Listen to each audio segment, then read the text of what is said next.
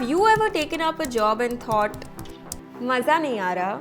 Then you have something in common with boAt founder and Shark Tank India judge, Aman Gupta. He believes in doing only things that float your boat, and that led him to build a company worth 2,886 crores.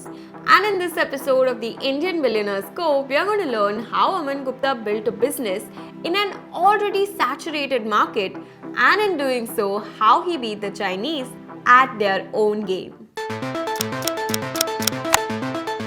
Aman Gupta belonged to a middle-class Indian family where the expectations were either to become a doctor, engineer or a CA.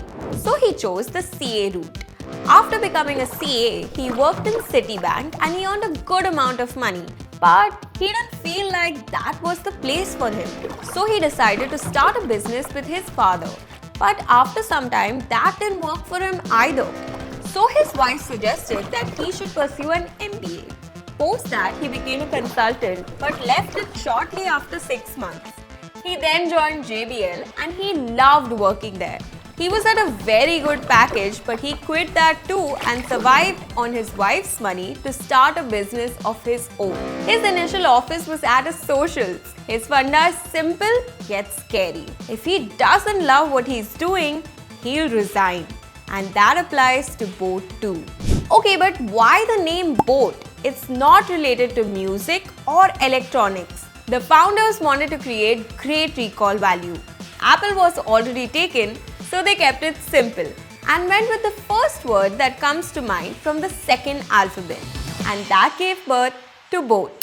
When he decided to build a consumer electronics business, Chinese products and manufacturers were literally killing Indian electronic companies. And Indian investors didn't really want to invest in another consumer electronics company. boAt was written off even before it found its footing in the industry. But did the investors actually miss the boat? Aman Gupta really couldn't pick a better time to build boAt, and here's why. boAt set sail in 2014, and in 2016, Apple launched its first generation of AirPods. At the same time, the Jio wave hit the country. This got more Indians hooked to the internet.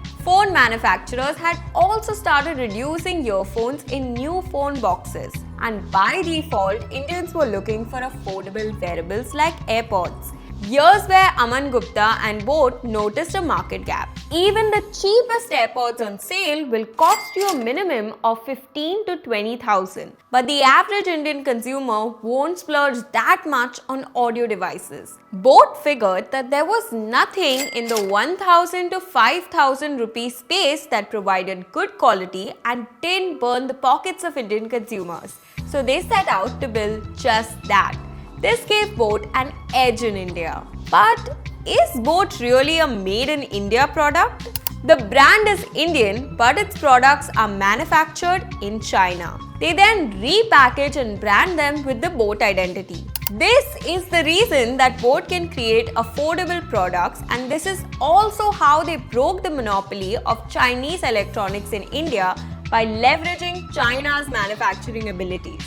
I'm sure with the growing anti-China sentiments in the country, boAt does have plans to increase manufacturing in India, but as of now, nearly 85% of the devices are being imported from other countries, mainly China.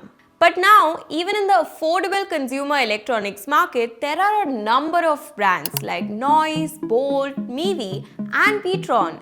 However, boAt still leads the True Wireless Stereo or TWS segment and reported a 46% market share as of Q2 in 2022 according to Counterpoint Research. So, what is boAt doing differently? boAt started with what they had. Remember, investors had shunned the company early on, and Aman Gupta was working out of a social. At that time, boAt did not have enough money to hire marketing professionals. So they hired interns, and that was probably one of the best bets they made. Interacting with these interns made Aman Gupta understand his target audience better, how Gen Z speaks, how they think, how they would like to be approached, and what works for them. This also reflects in their marketing campaigns. They launched boAt headphones in collaboration with designer Mashable Gupta at the Lakme Fashion Week in 2020. They roped in celebrities from cricket, music, and Bollywood that younger audiences followed and look up to. They even did a K-pop concert in the metaverse. boAt just didn't sell their products, but they built a community around it and called their customers or community boAtheads. But even as they did all of this, they kept their marketing expenses in check. Unlike most unicorns and other consumer electronic companies, boAt spent only 3.6%, that is rupees 99 crore, of its overall cost on marketing in financial year 2022. And finally came Shark Tank India. A fun fact is that Aman Gupta was heavily inspired by Shark Tank US in his early days as an entrepreneur. He had done an MBA, but the lessons he learned by watching Shark Tank US couldn't be taught by any business school. But Aman Gupta was not Shark Tank India's first choice when they were looking for sharks. Sony had initially approached boAt's co-founder Sameer Mehta, but Sameer directed them to Aman, who he thought would be a better fit for the show. And the rest is history. Advertising on TV, even for a 10 to 15 second slot, is expensive, and boAt couldn't even afford it in the beginning. But now, because of Shark Tank India, organic traction on their website grew by 3x. The show has undoubtedly got India talking about entrepreneurship.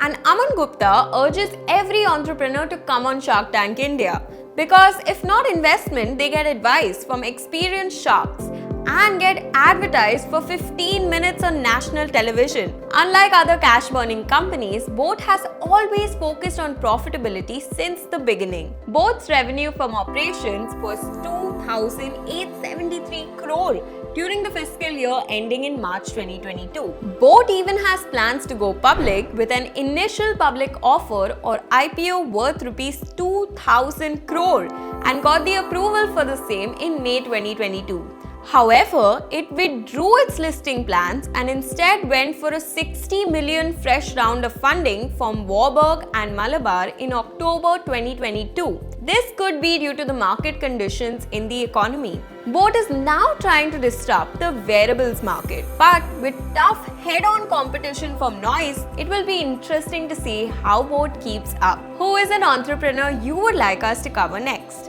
Tell us in the comments, and don't forget to like, share and subscribe to Mashable India for more.